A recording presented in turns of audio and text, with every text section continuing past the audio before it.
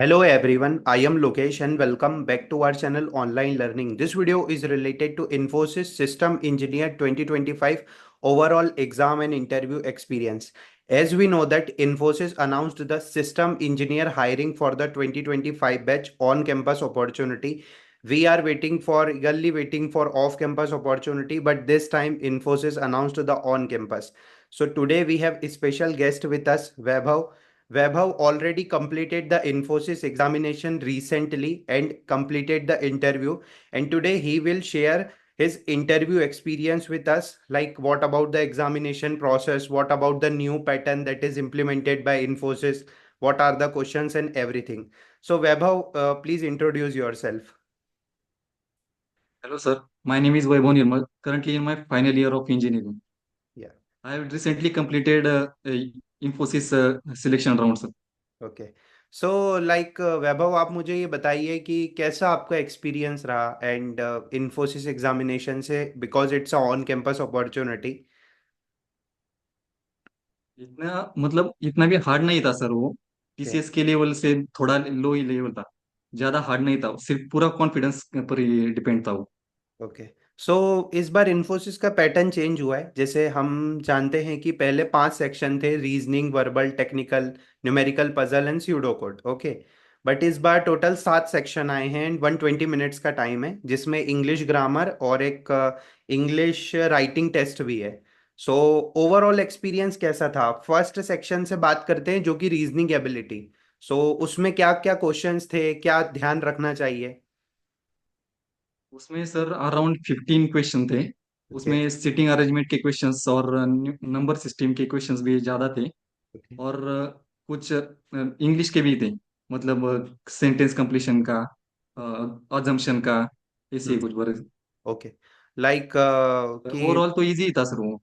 Okay section reasoning. Easy था, ज्यादा hard नहीं था वो। ओके, स्टेटमेंट एंड एजम्पशन के क्वेश्चन थे. या reason and sitting ability. Okay. So sitting arrangement. So section second हमारा आता है टेक्निकल एबिलिटी. तो उसमें कैसे क्वेश्चन थे? टेक्निकल में ज्यादातर न्यूमेरिकल के ही थे, ग्राफ बेस्ड क्वेश्चन थे। ओके. परसेंटेज के कुछ थे, रेशियो और प्रोपोर्शन के, हम्म. फिर प्रोबेबिलिटी के थे कुछ। और ग्राफ बेस्ड क्वेश्चन ज्यादा थे उसमें। ग्राफ बेस्ड क्वेश्चन ज्यादा थे, मतलब ग्राफ ग्राफ दे बेस्ड। रखा है और उसके क्वेश्चन से सॉल्व करके बताने. हाँ, मतलब 2-3 साल का कुछ डेटा दिए होंगे। उसमें ओके. से कितना परसेंटेज इंक्रीज हुआ, लॉस हुआ, इस पे कितनी प्रोबेबिलिटी होगी इस साल पर, ऐसे ही कुछ। Data based questions. Fine. Third section हमारा वर्बल आता है. तो वर्बल तो पूरा इंग्लिश पार्ट हो गया. तो उसमें किस टाइप से क्वेश्चंस थे? उसमें पहले 2 सेक्शन से कंपेरेटिव वर्बल थोड़ा हार्ड था सर उसमें। ओके. वर्बल थोड़ा हार्ड ही था। हार्ड था थोड़ा, उसमें मतलब कुछ ग्रामेटिकल एरर। हम्म. ओके. ग्रामेटिकल एरर कुछ स्पॉट्स करने हैं, ऐसे क्वेश्चन। अच्छा, ऐसे क्वेश्चंस थे, मतलब वर्बल के लिए प्रैक्टिस करना है. ओके. फोर्थ सेक्शन हमारा स्यूडो कोड आता है, जिसमें कोड दे रखा है और हमें आउटपुट गेस करना है. सो कैसे स्यूडो कोड्स थे? सी प्लस प्लस के थे, जावा के थे, या प्रोग्रामिंग लैंग्वेज से बिलो थे? नहीं, वो ना सी के सर, सी के थे ओके. पूरे के पूरे। और ना पांचों भी ज्यादा हार्ड नहीं, इजी ही थे। Do okay. वाइल लूप के लूप्स और ईपीएल स्टेटमेंट से ही। 5 क्वेश्चन इसी आए इजी थे। थे और मैक्स मार्क्स 10 है, right? Yes. So fifth section हमारा न्यूमेरिकल पजल आता है. तो पजल्स में कैसे क्वेश्चन आते हैं? पजल्स में सर रिलेशन की, मतलब पजल्स के लिए ना प्रैक्टिस बहुत इंपॉर्टेंट है पजल सॉल्व करने के लिए। या. उसका रिलेशन है ना, जल्दी क्लिक नहीं होता। हम्म. रिलेशन क्या है, 2 नंबर के बीच में से एक 2-3 का मल्टीप्लिकेशन था, कुछ का एलसीएम निकालना था, कुछ का एचसीएफ निकालना था। ऐसी रिलेशन थी। अच्छा, ऐसे रिलेशन थे. अब हमारे दो नए सेक्शन आते हैं. सिक्स्थ सेक्शन है इंग्लिश ग्रामर और सेवन्थ है English writing. So English grammar में कैसे क्वेश्चन थे? इंग्लिश ग्रामर में उन्होंने एक पैराग्राफ दिया था पूरा। हम्म. उसमें कुछ ब्लैंक स्पेसेस थे। उस वो ब्लैंक स्पेसेस ऑप्शन में से करेक्ट ऑप्शन फिल करना था। उसमें जितने क्वेश्चन दिए ना सर, उसमें अंदर और भी सब क्वेश्चन थे। ओके. सब क्वेश्चंस में, मतलब 10 ब्लैंक स्पेस है तो 10 क्वेश्चंस थे, सब क्वेश्चंस। और उसमें से करेक्ट ऑप्शन चूज करके उधर फिल करना था। ओके. एंड लास्ट वाला सेक्शन इंग्लिश राइटिंग है. तो वो एक ऐसे राइटिंग था या फिर पैसेज राइटिंग था? नहीं, पैसेज राइटिंग था, 50 to 200 words. Okay, 50 to 200 words. And ये पूरा ओवरऑल सेक्शन 120 मिनट्स का था, राइट? यस सर, पूरा ओवरऑल 120 मिनट्स का। हम्म। और इसके लिए सेक्शनल वाइज कट ऑफ बोले थे उन्होंने। Okay, sectional wise cut off will be there, means Section particular section like reasoning का भी देखेंगे, वर्बल का भी देखेंगे, पूरे का, सबका सभी का। देखेंगे overall. Okay fine, thank you. और सो अब हम बात करते हैं कि एग्जाम डेट क्या थी आपकी। हमारी एग्जाम डेट थी सर 22 एग्जाम डेट, और 23 को डायरेक्ट इंटरव्यू के लिए बुलाया था उन्होंने। ओके, मतलब विद इन वन डे आपको रिजल्ट आ गया था। Yes sir. ओके। सो 23 को ही शाम को रिजल्ट डिक्लेयर कर दिया था। ओके, सो 23rd को मींस आपका इंटरव्यू था। Yes sir. Okay, so in interview what are the questions they ask. They asked both HR and technical questions both. Okay. मुझे ज्यादातर एचआर के ही क्वेश्चन पूछे थे, पर ओके। मेरे बहुत से दोस्तों को पूरा टेक्निकली इंटरव्यू हुआ था। ओके, टेक्निकल इंटरव्यू हुआ था, तो आप बता सकते हैं कि टेक्निकल और एचआर में क्या क्वेश्चंस पूछे थे आपसे, एचआर में क्या पूछा था, आप ये बताइए। मुझे सबसे पहले इंट्रोडक्शन देने के लिए बोला, और प्रोजेक्ट मैंने प्रोजेक्ट पर ज़्यादा फोकस किया था इंट्रोडक्शन में, तो ओके। प्रोजेक्ट रिलेटेड ही क्वेश्चन ज़्यादा पूछे। हम्म। फिर प्रॉब्लम्स क्या है, डिफिकल्टीज। फिर मेरी लीडरशिप क्वालिटीज को टेस्ट किया उन्होंने, मतलब 5 लोगों की टीम दी, तो उसको कैसे मैनेज करोगे, वो तुम्हारे फ्रेंड है या नहीं, वैसे उनको कैसे मैनेज करोगे, ऐसी लीडरशिप क्वालिटी पर। लीडरशिप क्वालिटी पे, और आपके फ्रेंड्स से टेक्निकल क्वेश्चंस में क्या पूछा था।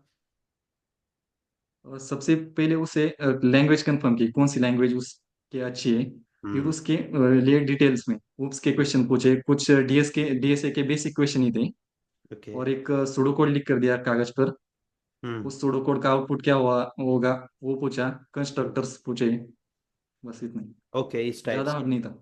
Okay, means there is a technical plus HR interview, so they have to prepare their resume, programming language, technical skill sets, और projects और internship, right? Most important project और language. Language, yeah. So basically, interviewer are also giving you the chance that in which programming language you are proficient. Okay, suppose you say C++, plus plus, so they will ask questions related to C++. plus plus. Okay. या so guys, मैंने आपको पहले भी बता रखा है, there is a introduction trick, okay, that is also implemented by Vaibhav. जैसा वैभव आपने कहा कि मैंने इंट्रोडक्शन में प्रोजेक्ट्स के बारे में बताया है, तो मुझे प्रोजेक्ट से ज़्यादा क्वेश्चन पूछे गए।